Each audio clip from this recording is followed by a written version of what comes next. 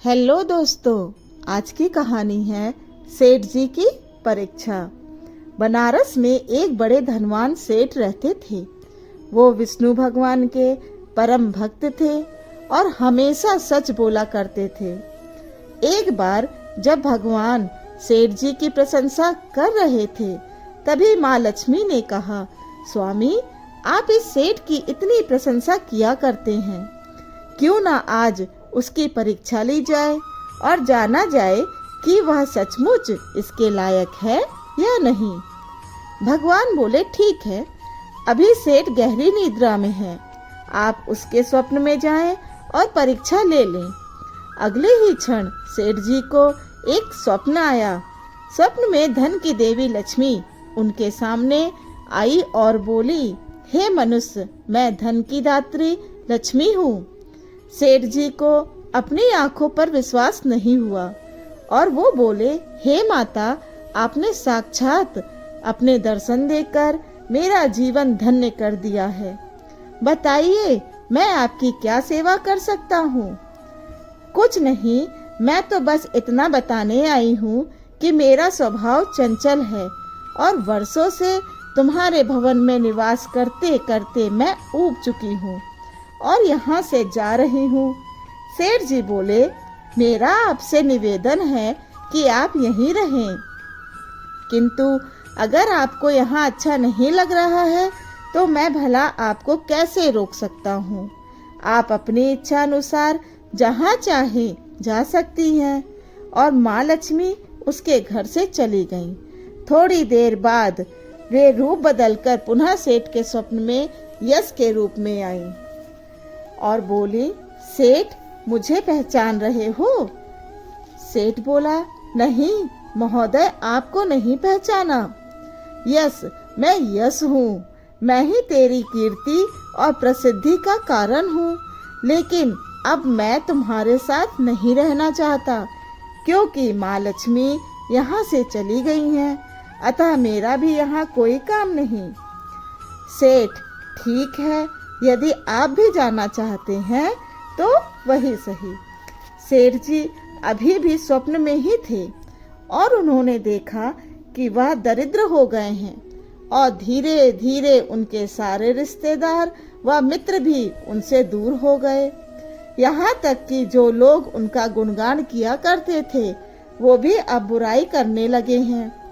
कुछ और समय बीतने पर माँ लक्ष्मी धर्म का रूप धारण कर पुनः सेठ के सपने में आई और बोली, मैं धर्म हूँ।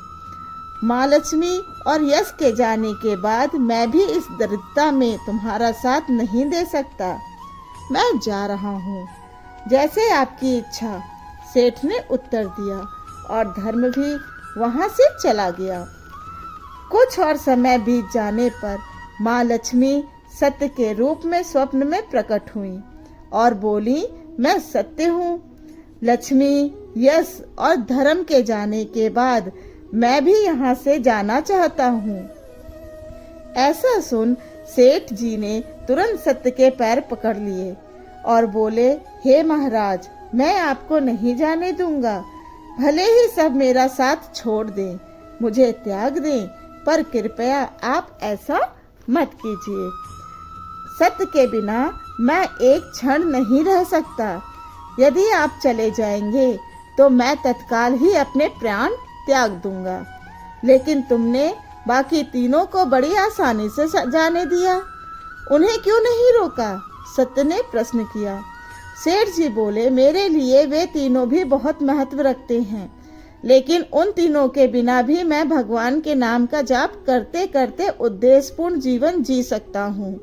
परंतु यदि आप चले गए तो मेरे जीवन में झूठ प्रवेश कर जाएगा और मेरी वाणी अशुद्ध हो जाएगी। भला ऐसी वाणी से मैं अपने भगवान की वंदना कैसे कर सकता हूँ? मैं तो किसी भी कीमत पर आपके बिना नहीं रह सकता। सेठ जी का उत्तर सुन सत्य प्रसन्न हो गया और उसने कहा, तुम्हारी अटूट भक्ति ने मुझे यहाँ रुकने पर विवश कर दिया। अब मैं यहाँ से कभी नहीं जाऊंगा। और ऐसा कहते हुए सत्य अंतर्ध्यान हो गया। सेठ जी अभी भी निद्रा में थे। थोड़ी देर बाद स्वप्न में वापस आया और बोला, मैं तुम्हारे पास ही रहूंगा क्योंकि यहाँ सत्य का निवास है। सेठ जी ने प्रसन्नता पूर्वक धर्म का स्वागत किया। उसके तुरंत बाद यश भी लौट आया और बोला, जहाँ सत्य और धर्म है वहाँ यश स्वतः ही आ जाता है, इसलिए अब मैं भी तुम्हारे साथ ही रहूंगा। सेठ जी ने यश की आवभगत की और अंत में माँ लक्ष्मी आई। उन्हें देखते ही सेठ जी नतमस्तक होकर बोले, हे देवी, क्या आप भी पुनः मुझ पर कृपा करेंगी? अवश्य, जहाँ सत्य, धर्म और यश हो वहाँ मेरा वास निश्चित है, माँ लक्ष्मी ने उत्तर दिया। यह सुनते ही सेठ जी की नींद खुल गई। उन्हें यह सब स्वप्न लगा, पर वास्तविकता में एक कड़ी परीक्षा से उत्तीर्ण होकर निकले थे। मित्रों, हमें भी हमेशा याद रखना चाहिए कि जहाँ सत्य का निवास होता है वहाँ यश, धर्म और लक्ष्मी का निवास स्वतः ही हो जाता है। सत्य है तो सिद्धि, प्रसिद्धि और समृद्धि है। धन्यवाद।